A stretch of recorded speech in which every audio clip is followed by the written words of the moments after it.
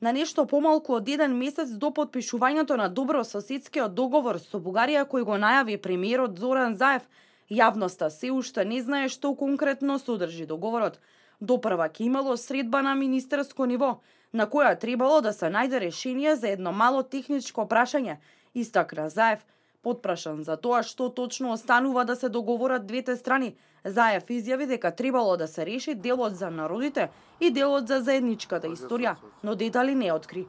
Договорот, како што рече Заев, на крајот требало да биде ратификуван во парламентот и дека тогаш собранието ќе се изјаснило за финалната верзија. Ние најавивме дека следи уште една средба на министерско ниво заедно со своите кабинети, каде што треба да најдат решение на едно мало, според мене барем, техничко прашање кое што мора да го решиме за да имаме официјално заокружен дел.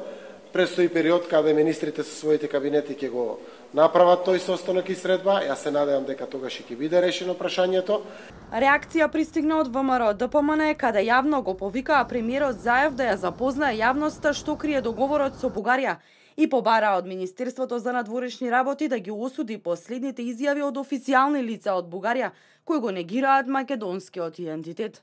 Зоран Заев во текот на целиот изборен период ветуваше дека ќе има експертски дебати и јавни расправи за секое позначајно прашање за држава. За сега да гледаме дека нема ни Д од дебата. СДС во целосно нетранспарентен процес го преговара договорот со Бугарија без да ги запознае и ја крие неговата содржина далеку од очите на јавноста. Ваквото однесување на Заев е директно охрабрување на некои кругови во Бугарија. Зоран Заев има обврска да ги информира граѓаните што договорил во Софија.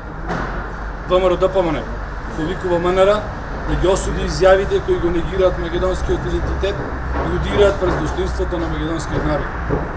ВМРО ДПМН останува на ставот дека Република Македонија треба да има добри односи со сите своји соседи, но без при тоа да се задира во националната, јазичната и културната посебност на нашиот народ. Но покрај градењето на добрососедските односи, посе изгледа приоритет на новата влада е и донесувањето на законот за јазици. Премиерот Заев најави дека што побрзо се донесе овој закон, тоа подобро. Владата унисоно стои на брзо донесување на законот за употреба на јазиците.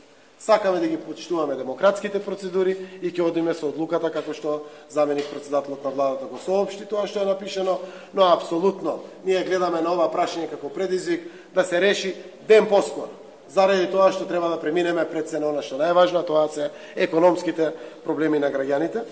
И вице-премиерот за економски прашања Бујар Османи потврди дека владата ќе поднесе предлог закон за употреба за јазиците до Венецијанската комисија и собранието.